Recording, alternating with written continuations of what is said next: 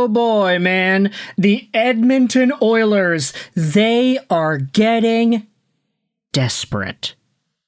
And I say desperate because it's like, wow, if they were not desperate, they wouldn't be asking about these kinds of guys, right? I digress. You might be wondering, what the hell are you talking about, Lego? Stop talking about the topic as if we already know what it is at the beginning of the gosh darn video that you make. Yeah, okay, I'm sorry. Let's talk about Edmonton Oilers goaltending. Because it's been a pretty hot topic the past few years. This guy, Stuart Skinner, in Edmonton.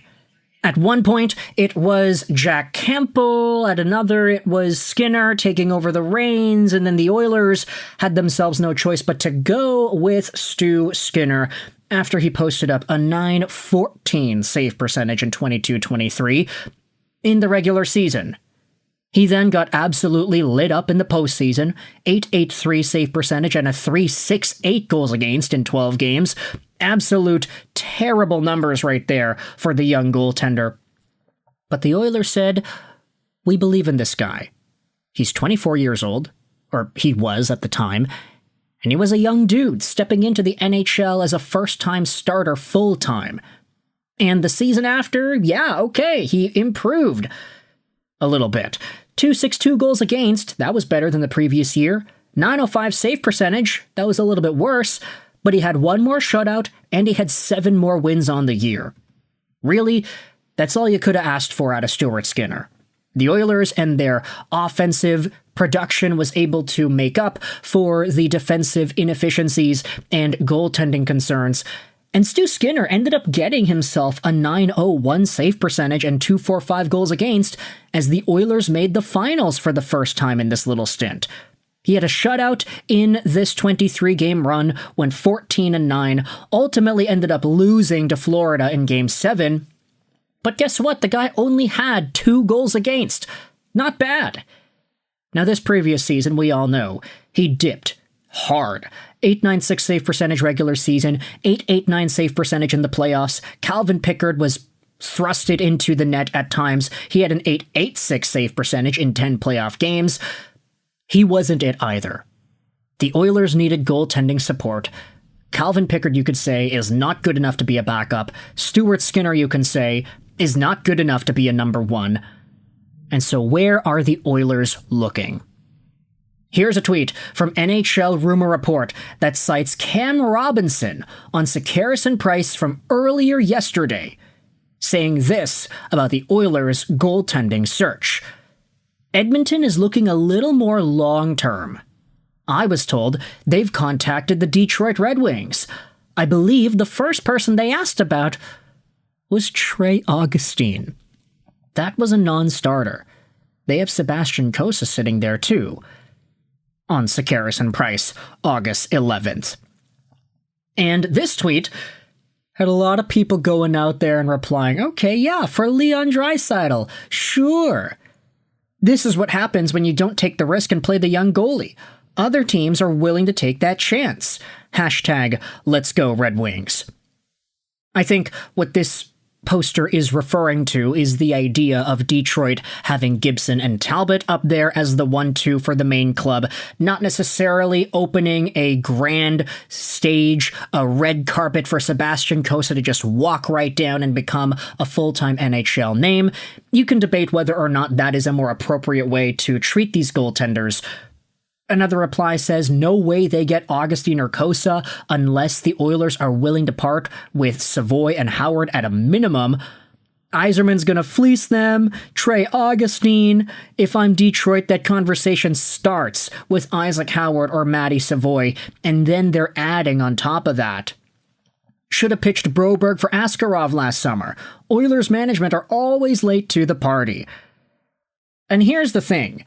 When it comes to the main name, this is so funny to me how the Oilers did indeed call.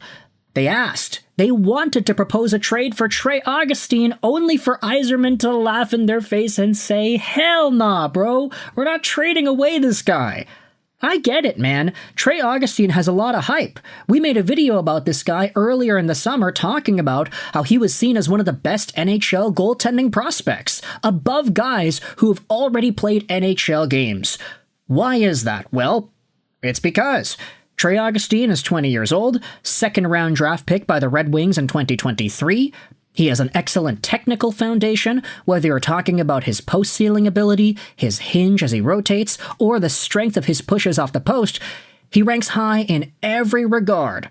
Augustine is also a wizard on jam plays with below-the-goal line puck movement.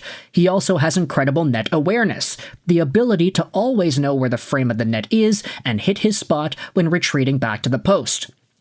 This previous season, as a sophomore for the Michigan State University NCAA club, he posted up a 9.24 save percentage and a 208 goals against in 30 games. Not to mention a second straight World Juniors performance where he went out there and won a whole bunch of games, got a 9.17 on the tournament, and sealed himself up with yet another gold medal. Is that the case here? Yeah, so he had a gold medal last year in 24. He had a gold medal this year in 25. How crazy is that, man? The guy just turned 20, and he has 2 straight World Junior gold medals under his belt. He is fantastic. One of the strongest goaltending prospects. Heck, you could even say one of the strongest goaltenders not in the National Hockey League right now. So, for Edmonton to call, they asked about this guy, and Detroit said no, sorry. Yeah, makes sense to me, man. The fact that we have this information, though, that the Oilers did propose a trade and they did call for Trey Augustine, that is kind of funny. And now, it kind of seems like they're going to have to refer to Sebastian Cossa here, whom we already did make a video about the other day, by the way.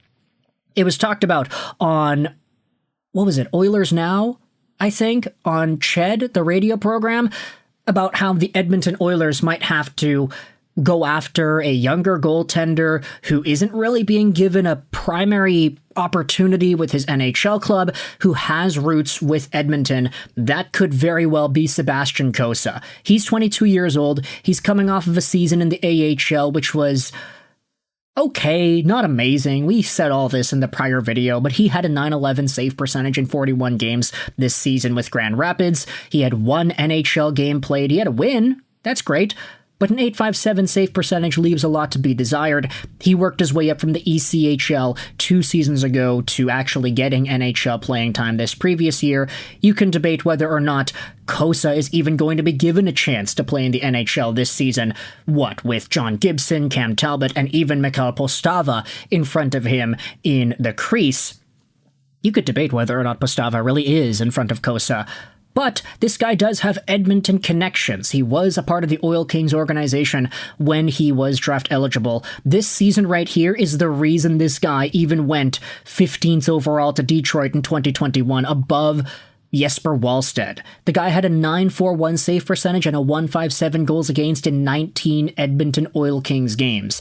This season, by the way, was so weird because it was like the goaltenders were getting really high numbers and the shooters were getting really high point numbers. Everybody was coming back from like the COVID shutdowns and everything, so it was very weird how that season went in the WHL in general, but Cossa benefited a lot from that. He's a big dude, really solid frame. He's kind of like a classical goaltender's goaltender who just needed to do a little bit more work outside of the AHL in order to become a solid name in that league. But it looks like the Oilers might have to defer to Sebastian Cossa sitting right there if they're not able to get their main target, Trey Augustine. They were targeting this dude, and for good reason, because Augustine's really darn good.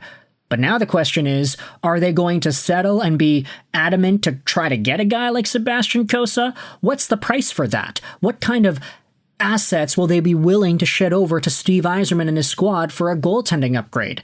Is it Isaac Howard? Is it a Matty Savoy? I like these guys a lot. They're young. They have a lot of potential. But are the Oilers willing to go that route?